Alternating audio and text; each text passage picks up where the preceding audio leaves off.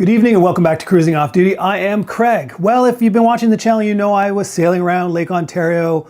I'm still in the process of producing those videos. They're still coming out. Life kind of got in the way, so things have gotten a little slower than I expected. But I wanted to say that while I was out there for about 5.5 weeks, I was thoroughly testing all of these ALLPOWER things. They did send them to me to test. They sent me a 400 watt panel, which I'll just tell you right now is way too big for my boat, so I could only really test it here at home. And then 2 other solar panels that look almost identical. We got a 100 watt panel, and then behind it we got a 200 watt panel. They are the exact same dimensions, except for the 200 watt panel has 4 panels instead of 2, so it's just thicker. And then this R600, which is going to be the crux of this video, because this is new to me. I already have done a review of the S2000. This is the S2000 Pro. It's just a little beefier, a little bit more inverter power. It also has a 30 amp out, but I'm not really going to spend a lot of time talking about that today, because if you want to see the S2000 review, I've already done that. The S2000 was the one I left on the boat. It's still on the boat right now. It is my inverter everything thing. It does the job. Now, if you watch my reviews, you know I always do the pros and the cons of every product. I don't think there's any value in these videos if all I'm going to do is receive products from companies and then always just say they're wonderful, no matter what. If you know me, you know no such thing as a perfect product. And I'll find cons in almost everything. Sometimes they're nitpicky cons. And with the R600, I'll tell you right now, the cons I found were very small and almost insignificant. Some might say nitpicky, but I'm just saying some of the things that I would improve on this, because I've reviewed a lot of other solar generators, and some have features that this one doesn't. This one has a lot of features that other ones don't, and we'll get into all of that. Let's leave the solar panels till the end. We're going to talk about the R600. Okay, let's just go over some of the specs and features. I'm just going to read it right off their website. I will put it on the screen so you can read it as well. Just keep in mind the website I'm showing you is actually the Canadian ALLPOWERS website. So those prices you see, although they're having a wicked sale on things right now, are in Canadian dollars, not US dollars. I do have a code that will be in the video description that supposedly will give you a bigger discount than what's showing on their website. So if you are interested after seeing all this, use the code, and hopefully it helps you save some money. So the specs of the R600, you get the 600 in its name from the fact that it's a 600 watt pure sine wave inverter. I have put an oscilloscope on it. It is pure sine wave. It's not, there's no noise in it. It has a surge capacity of 1200 watts. Surge capacity just means for things like a power tool or something that starts, it's a motor and it has to go from 0 to up to whatever its speed is. There is a surge in power at the beginning. And in that case, that 1200 watts just there for a short burst. It can go higher than 600 without shorting it out. So that's just a nice to know thing. But the reality is 600 watts is its consistent, it can handle kind of level. And I have tested it and it can definitely handle that. Probably a little bit more, but I'm not one of those guys that likes to torture test these things and see how far it can go before it breaks, because I really love this thing and I want to use it in the way that I've been using it. Actually, just so you know, on my boat, since I had both of these, you might be wondering, why do I need both? In fact, I had 3. I had 2 of these size and then this one. This is perfect for a cockpit. So if you're running your iPad, your phones, things for navionics and stuff on your boat, this is something you just put in the table in your cockpit and just leave it there. And anytime anybody needs power in the cockpit, this is what you have. This is a little bigger, so it's meant for bigger draws. We'll get into that in the future, but this is a little harder to lug around from spot to spot. This is, let me just do it. I can do it right now with my one finger, one thumb. Very reasonably light, because it doesn't have a massive battery. So we'll get into that now. 299 watt hour battery, lithium iron phosphate, 3,500 cycles to 80%. So all that just means is it's not a lithium ion battery, it's a lithium iron phosphate. That's beneficial because lithium iron phosphate does not have that risk of catching fire, and it has 3,500 cycles to 80% as opposed to, let's say, 400 or 500 cycles in a lithium ion battery. So keep that in mind. For example, this little one that I have, this is the very first one I ever got. I bought it myself from Ninja Bat. It's lithium ion. So it's a little bit bigger battery for the same size, but it's a worse technology battery. I always suggest lithium iron phosphate for the reason of the 3,500 cycles to 80%, which means after 3,500 cycles, you will still have 80% of its lifespan capacity left. So it's not a brick after that. It's just they want to tell you how far you can go before you're going to start noticing a little bit of degradation in the longevity or the capacity of your battery. Now, I did test that capacity with a AC meter and a DC out meter, and it does get around 80%, which is very comparable to most other things that are claim lithium iron phosphate battery capacity. You're never going to get 100%. There's always going to be some phantom draw. Whenever you have this thing turned on and it's monitoring, it's got a little software built into this. It's monitoring the hertz and making sure everything's going perfectly. That just draws power on its own. The inverter itself that runs the 600 watt sine inverter uses power just to be on, even if you have nothing plugged in. So if you turn on the button here to turn on AC, just having that on without anything plugged in is actually consuming some power. So the reality is, whatever they say this capacity of the battery is, good rule of thumb is you should be getting about 80% of that, sometimes more. Some products a little bit less, but usually around 80%. Now, for a battery that only has 299 watt hours, it's meant for portability. This is something you would take camping with you if you're tent camping, or on a boat where you have limited space, or maybe you don't need a super big inverter. This is what you'd take with you. RVs, places like that where you have more space, more weight capacity, you might go with something a little bigger just in case. But keep in mind, the bigger the battery, the harder it is to charge to full unless you get more and more solar. So if you wanted to go light, you could go this with just the 100 watt I just showed you a second ago, and you'd be fine. 200 watt, even better. I even tested it with the 400 watt to see if it would actually charge, and it does. Even though the specs say that it will charge a max of 300 watts of solar. I plugged it into the 400 watt. It still worked. And it's all because it's rated for, let me say input here. It says on the side where the AC input is, it says 12 to 60 volts. That's how much volts it'll do. So all you need to do is look at your solar panel's open circuit voltage, and as long as it's less than 60 volts, you should be good to go. Now, what it's saying is the MPPT controller in here should max out at 300 watts. So you're not, again, never gonna get full capacity. On a 400 watt panel, you're never gonna get, or very rarely, if ever, gonna get the full 400 watts. You're probably gonna get closer to 300 on a cloudy day, overcast day, non-perfect day, or if the angle isn't perfectly perpendicular to the sun's angle, you're not gonna get 100% of its capacity. So if you plug it into a 400 watt panel that's bringing in 300 watts, you're gonna get the full capacity of this MPPT controller.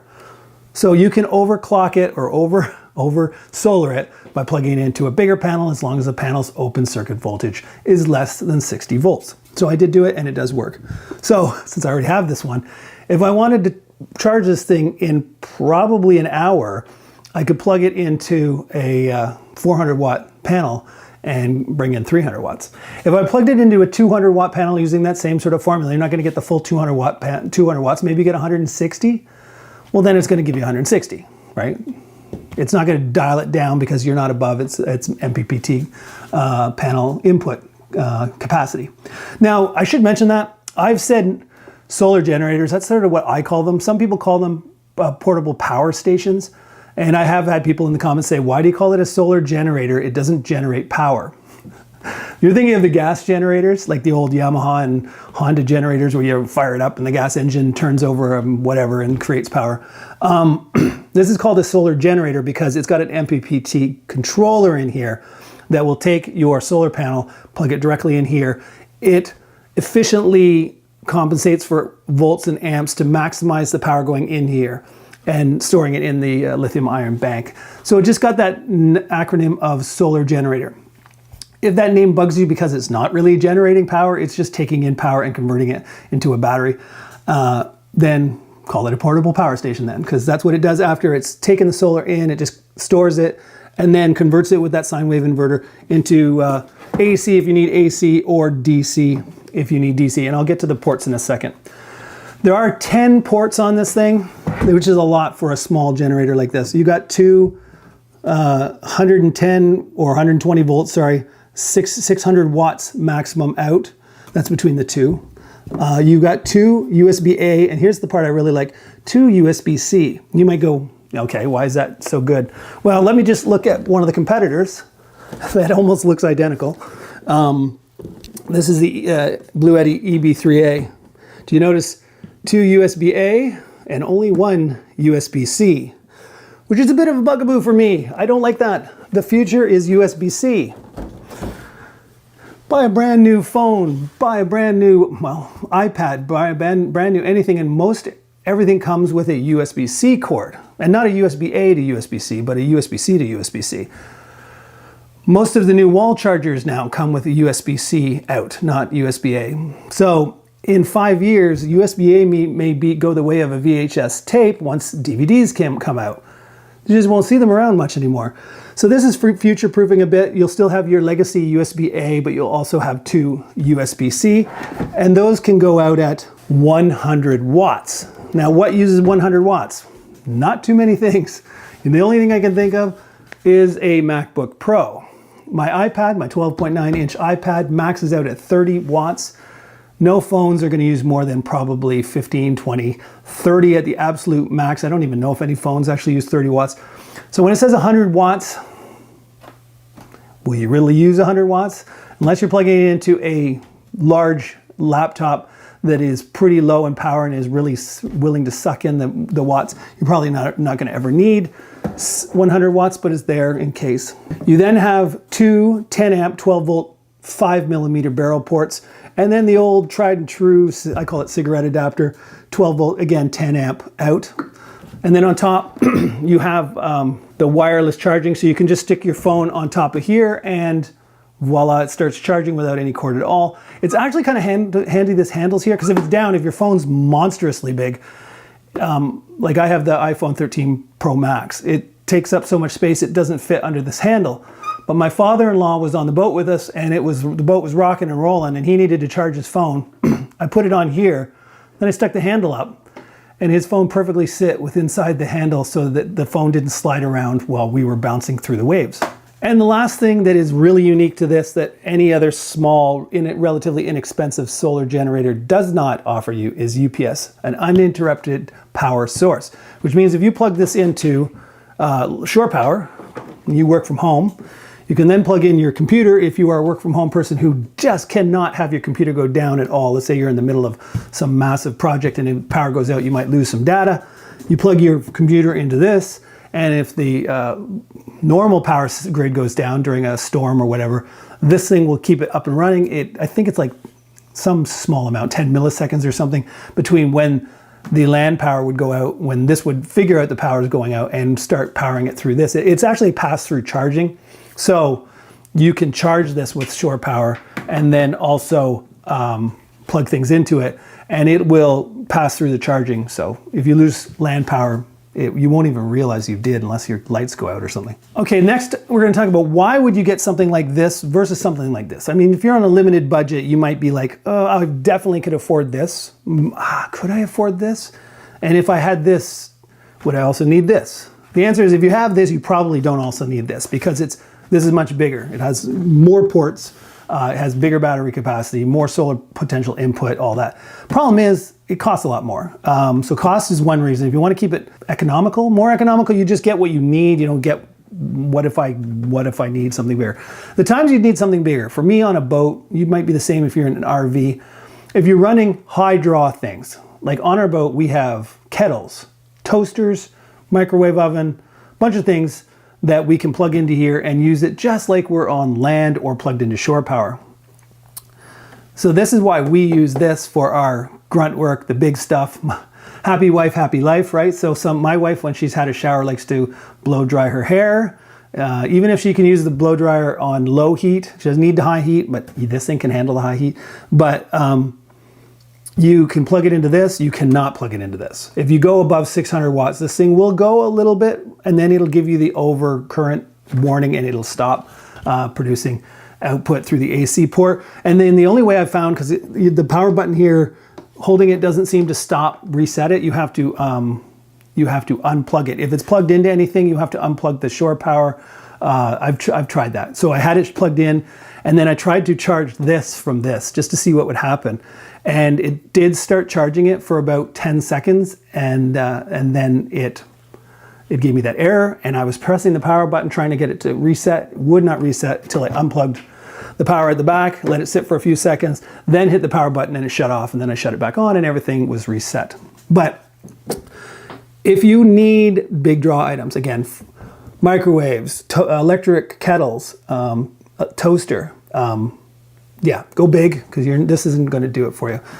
If you don't, if you're a camper and all you want is for your laptop, your iPad, your iPhone, your whatever, you know what I mean? Little stuff that isn't going to be above 600 watts, this thing is awesome. Here's why. You probably should wait for the pros and cons, but long and short, this is an R series, R600. They've just come out with the R2500, and they said they might send me one to review, and I really hope they do, because I absolutely love this thing from the UI sense. The buttons work just by touching them. This old S series is so wonky with the buttons. If you saw that last review, I sent them an email like, what were you doing with these buttons? So if you want to, let me just turn it off. Okay, and you got to press and hold everything to stop it from doing anything, and it takes a while. See how long I had to hold it there? So now that it's off, if I want to wake it up, pressing the button doesn't do anything. You have to press and hold. And then this is the AC on. You think I would be able to just press it and it would turn on? No. You got to press it and then press and hold it. And then it comes on. And then at first the fan comes on, even though you don't have anything plugged in, and then the fan goes off. So that's always something that I've thought is a little weird. So the UI on this is just a little confusing. Like if you have a friend on your boat and you're like, hey, you mind just turning my AC on my solar generator there? I need to run the toaster. They're never going to figure that out. You're going to have to say, first you have to press and hold the power button, then you have to press and hold the AC button. It makes no sense at all. So I told them that. And like I said, I'm all about the pros and the cons. Just because you send me something, I'm not going to gush about how great it is if there's definitely areas of improvement. So this is the S series. This is the R series. The R series has gotten rid of all of that. So now when you press a button, that's off. Press a button, that's on. Press the button, that's on.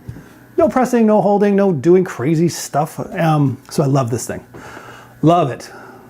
Perfect product for its size. I'll find a few flaws. Again, I have to find some flaws. But the R2500 will be bigger than this in terms of capacity. This is a 2200, I believe, maybe 2400, 2200 watt sine wave inverter. 1500 watt hour battery bank. The R2500, this but larger. Same layout, it looks exactly, I'll put it on the screen. Same look, same layout, probably same, well, the buttons look the same, so I'm sure it's gonna work the same. But just bigger, with actually bigger sine wave inverter, 2500 watts, and a bigger battery bank. So it seems like it's the best of all worlds. And the number one thing is buttons actually work as buttons. So hopefully I've summarized. This is perfect for my needs on the boat where I want something in the cockpit and I don't want to lug this out from where we usually keep it, which is near my bed in my master cabin, because that's where my house bank batteries are. You're gonna say, what do you mean by all that?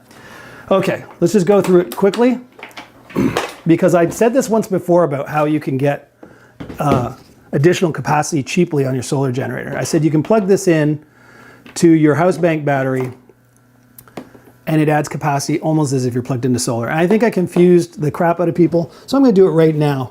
So, well, let's just use the big one for now. This is the way it is on my boat. If I plug this in, picture this is my house bank battery on my boat. In fact, this is a 100 amp hour battery.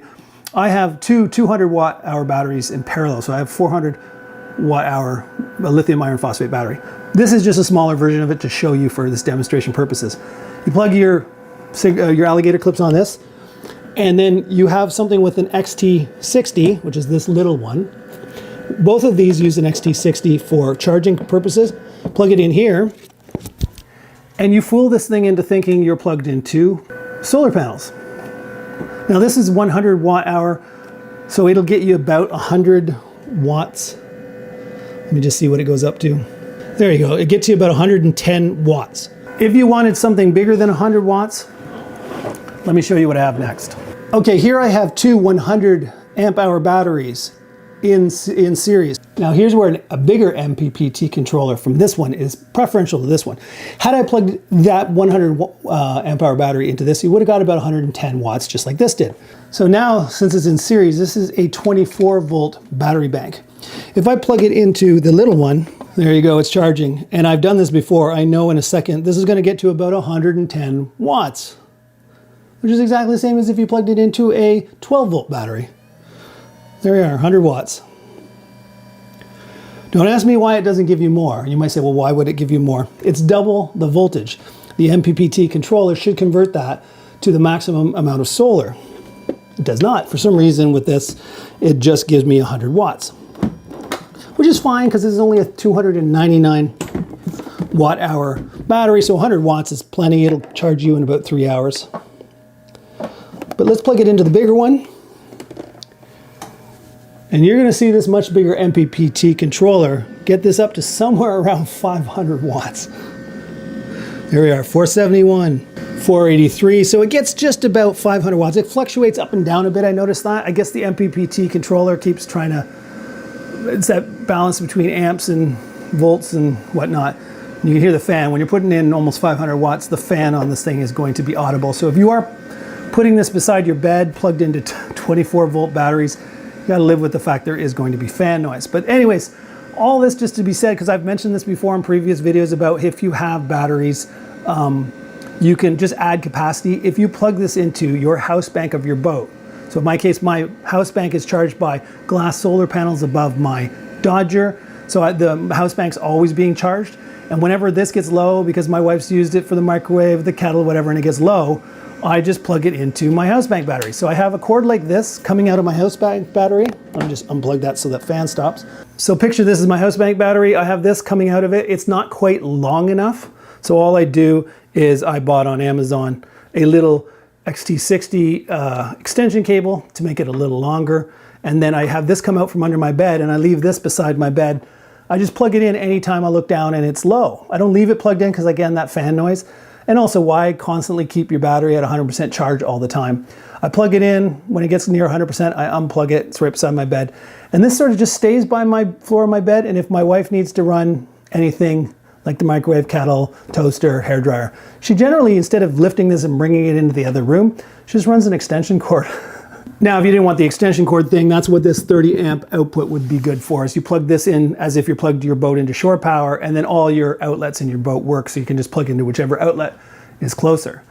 But in our case, instead of running a shore power cord to this, it's just easier to run an extension cord from my cabin floor to the kitchen where she plugs in all sorts of things. So getting back to the pros of the R600, I love the screen. With the caveat, I love the screen inside for its brightness. It looks plenty bright inside. As soon as you bring it out into the sun though, that'll go in my con area. It's a little hard to read, especially if you're not looking directly at the screen. If you're looking at it from an angle, like if you're standing above it and it's on the ground and you're looking down, you really can't see it. But we'll get to that in a second. I also love that for a little, I've never seen it on a little solar generator, it tells you your watts in simultaneously to your watts out, which is important because a lot of them, that Blue Eddy, this Ninja Bet, any of the smaller ones, I find that always, actually even this big one does that.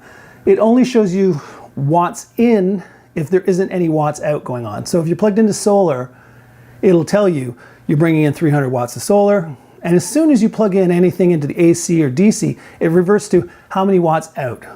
And there's no way to see how many watts are coming in, which is weird because you think on something this size you could put both, since you can put both on this one. Again, the Pro I kind of already touched on, it'll accept a lot of solar for the size of its battery. 299 watt hour battery, it accepts 300 watts of solar. So you can charge this thing in an hour from solar panels, which is really, really, really quick. It's quiet. I love the fact that this thing has multi-speed fan. I found this older S series, it's like the fan is, every time you turn on the inverter, even if you're just putting a small draw on it, you hear the fan. This thing is silent unless you start putting a fairly noticeable draw on it. And granted, it only can go to a max 600, but if you put in a couple 100-watt draw on it, a fan will come on slow. And then if you really max it out towards 600, the fan will slowly keep ramping up higher and higher until it's at max. As soon as you take the draw off, nothing, no sound at all. So I love that it's silent, especially if this is something that's going to be near where you sleep. Then you probably are going to appreciate the fact that it's very quiet. And it definitely feels like a step in the right direction over the S series, which again, the UI on the S series is not great. Now, granted, I used it on my boat all summer, so it's not like I disliked the product, I just disliked the UI. One other thing it does have too, is it has an app which I almost never use. It's there if you're the type of person who likes to monitor your battery bank from your phone app. And that's pretty much all it can do, is it can monitor what state of charge you're in, and remotely from the app, you can turn on the things that have a button. Like you can turn on AC, you can turn on DC. I think you can even turn on the light, which is something I didn't mention. There is a light. I've never used a light like this. This would be like in lieu of a flashlight. I'm like, but who's gonna walk around with their solar generator as a flashlight?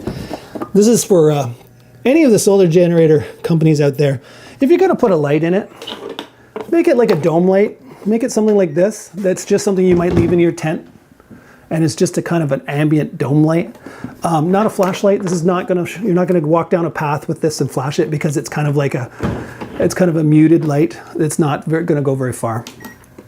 Oh, it even gets brighter. Oh, it even gets brighter. Oh, there it is. Again, lights on solar generators don't seem like they serve a purpose, because again, nobody's gonna use it as a flashlight. Create a dome light somewhere, and maybe I could see the value in it. Okay, so let's get into the cons. Again, I'm gonna preface this, I love this product, so don't take this as me saying it's a bad product. They are very nitpicky.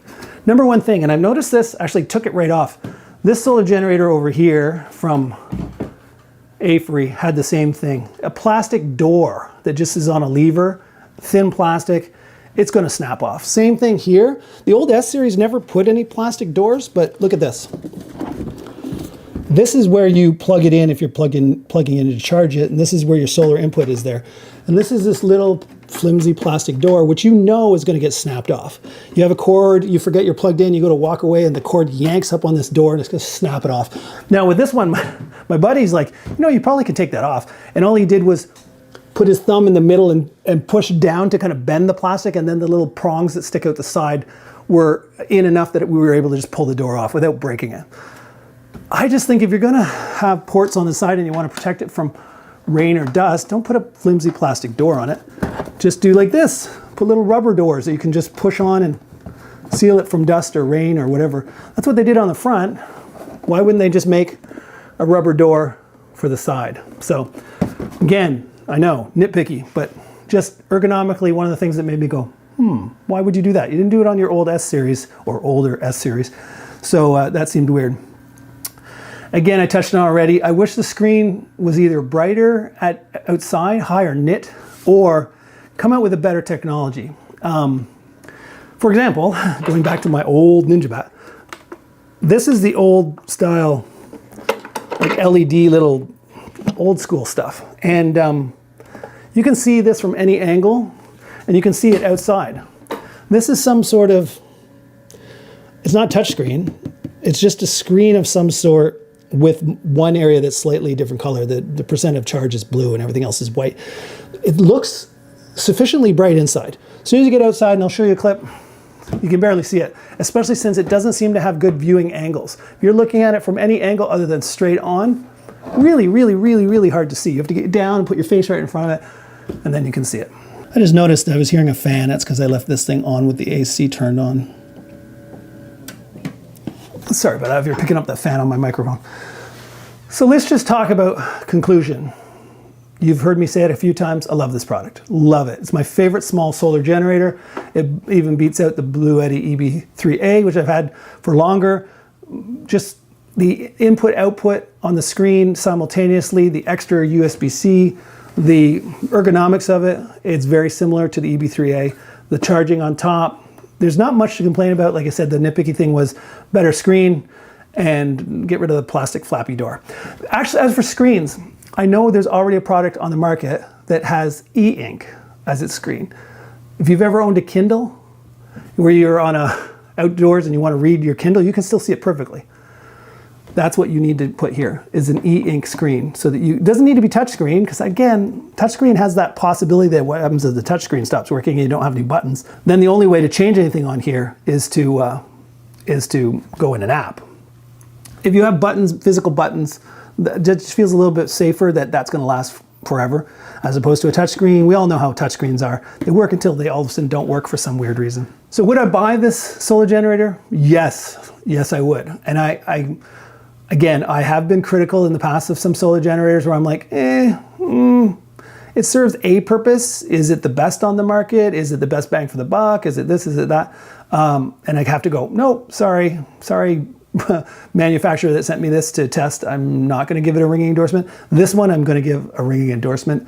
Again, if this is something that interests you, I will put a code in the description. Supposedly, from what they tell me, it'll get you more discount at the checkout. So if you do that, even though there is a sale on right now, so go for the sale and then put the code in on top of it and see what happens.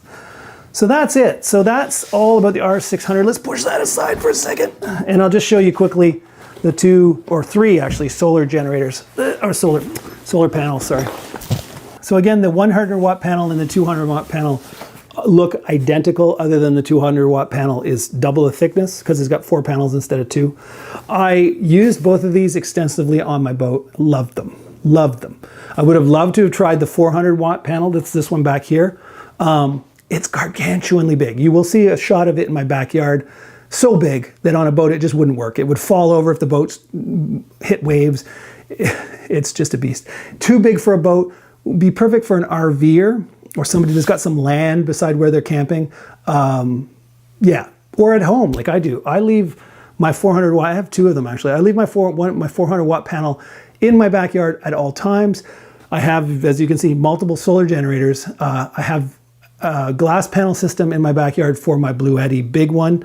That's always plugged in. But when I get one of these other ones and I want to charge it and I don't want to spend money by plugging it into wall power, I will take it in the backyard and plug it into my 400 watt panel. Now I do stress this, and I've stressed this in previous episodes, these folding panels, even though they are water resistant, water splash proof, rain proof, they are kind of a canvasy material and you probably don't want to leave it out 24/7. I put it out when I know we're going to have 3, 4, 5 days in a row of sun. But if I see any rain in the forecast, I fold it up and bring it into my shed out of the rain, because I just know that rain over and over on these things and then them getting dried by the sun and then rained on again and dried by the sun, then I'm sure they will become brittle and start cracking. And you know, since you're unfolding it and folding all the time, you don't want the seams to crack, because that's where the wiring between one panel and another are probably housed. Now I'll use the 100 watt panel as my example. It's just lighter and easier for me to throw around on camera. It is a little different in one terms. The 200 watt has little clips to hold this shut. The 100 watt panel has Velcro to hold it shut, because it is much easier to just, it's only 2 panels. It's polycrystalline as opposed to monocrystalline. Poly has the upside of it's better in low light. It's better on cloudy days, or if a partial shadow like a branch of a tree or something shades one part, it's more forgiving and it'll get you more power than a monocrystalline. For the argument on the other side, monocrystalline is usually the glass panel type. They're a little bit more efficient per square inch. So, but for a folding panel where you're going to whip it out and chances are you're going to leave it somewhere if you're camping or whatever, and there's trees and there's other things that at some point when you're not paying attention, there might be some shade on your solar panel, or on days where it's overcast, you're better to go with polycrystalline. It has a nice protected surface. Again, like it's rated for IP60 something for rain resistance. Oh, and here's another feature I really, really like. If you've watched my previous episodes, you've seen me review the Blue Eddy folding panels. And I'm like, why wouldn't they put some sort of grommets or some sort of connectors in the corner? Thinking as a boater, or even an RVer if you leave it outside and it's windy. If you stand this up on its legs, there's a good chance the wind's going to blow it over. And you don't want it to blow it over onto its face if you're on any sort of gravel or rock and scratch it up. Although it is supposed to be scratch resistant, I just don't want to test that part. They have these little loops that you could take a bungee cord, tie it to a tree, tie another one to something else, and have it held there so that if you walk away on a windy day, it's not going to end up blowing over.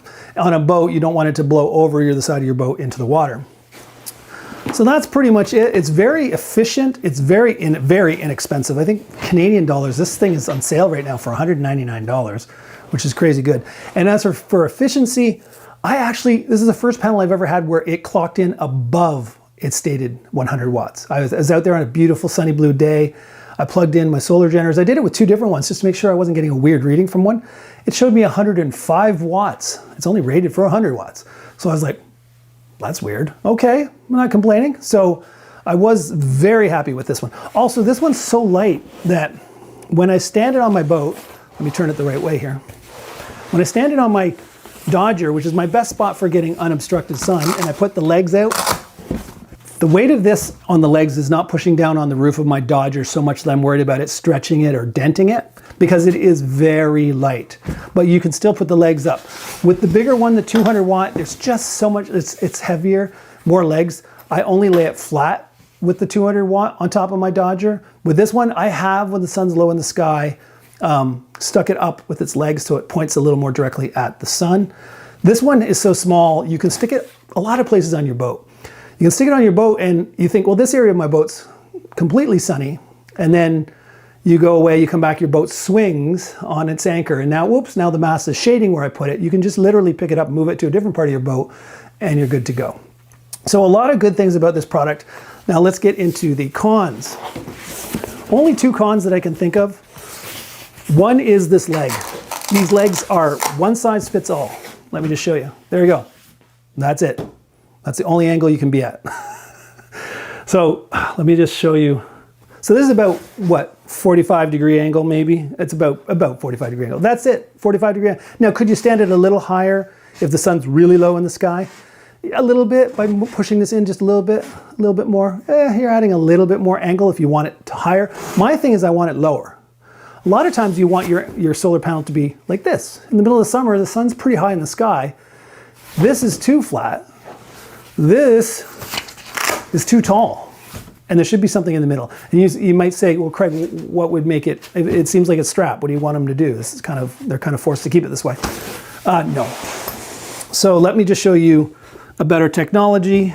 This is the Blue Eddy 200 watt. I just want to show you this snap system. So they have snaps with different, actually they actually tell you the percentages. One, I get this one here is just for storage. It's like all the way close. Then you have, I don't know what that would be, 60%, 45%, 30%. So you could go really low like that at the lowest setting. Snap it to the next setting. You're still quite low. Snap it to the next setting. You're more at the stage of what the ALLPOWERS is at. So you see what I mean? There are some options here. I've also seen ones where it comes through here and there's like a little pull and lock system where you don't have snaps, you just have your own manual way of deciding what angle you want it on. That just makes the most sense, and it's really not that hard for ALLPOWERS to implement. Just put some snaps with a strap that goes through.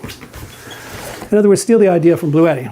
And the last thing, and I have mentioned this when I did the review, again, if you want the full review of the 400 watt, I've done a review of it already. That's sort of why I'm glossing over the 400 watt. And also, it's too big for a boater. It's only good for people who have land. This is my other big thing about ALLPOWERS, and I've mentioned it before. This MC4 connector, which I'm glad they have an MC4 connector, because some of the smaller solar generator panels I have, like this AIM Tom, they don't even have MC4 connector cable. They just have like a 5mm barrel port. They have like a little power box here with a port that you got to plug in your own 5mm plug into and then go. But that's not how solar generators work. They always want to see this. This is an MC4 connector. You got a male and a female. My concern is this is way too short. So this pretty much says, unless you get an extension cable for your solar generator, you got to have your solar generator almost right beside or behind the shade of your solar panel. You can't say, oh, my tent is 15 feet away and I want to have my solar panel in the sun, but my tent where my solar generator is going to be is over there 10 or 15 feet. This isn't going to do it. You're going to have to buy yourself an extension, MC4 extension cable, which is easy to buy on Amazon. It's just you don't necessarily need to buy it if your solar generator or if your solar panel comes with a longer cable. Again, you might be saying, Craig, are you asking too much? Is that something that's not expected in the industry? Check out the cable in the Blue Eddy. Significantly longer and significantly thicker too. So just a much higher quality and longer length MC4 connector on the Blue Eddy panel than the ALLPOWERS. Now granted, this Blue Eddy panel is pretty expensive for the amount of watts you're getting, so you get what you pay for. ALLPOWERS is probably trying to keep the price down. They figure, hey, if you want to be 20 feet away from your solar panel, go buy an extension cable. So there you go. Mostly all pros, just a couple of cons. So again, the pros, efficient, light, well built that I can see, grommets on the side to hold it in case of wind or not wanting to fall overboard. negatives, one size fits all leg, and an MC4 wire that's just way too short. So there you go. So that's it. That pretty much covers all their solar panels and their newest R600 small solar generator. ALLPOWERS, if you're listening, the R2500 would make this obsolete for me because if it has the same ergonomics and user friendliness of the R600, I should probably bring it back into camera. If it has this ergonomics and user friendliness and quietness and everything that I wasn't in love with this, if this comes in something that's this size or maybe slightly bigger, I would absolutely love it. So yeah, send me one for review, and that's pretty much all I can say. If you've enjoyed this, do me a favor by giving it a thumbs up. It also does you a favor because if more people see the channel, more of these reviews will go out to other manufacturers, and then more solar generator companies and solar panel companies will send me products to review, which then I will give to you, and you will get even more information. So hopefully you see the value in that. That's about it. This is Craig signing off, wishing you safe cruising.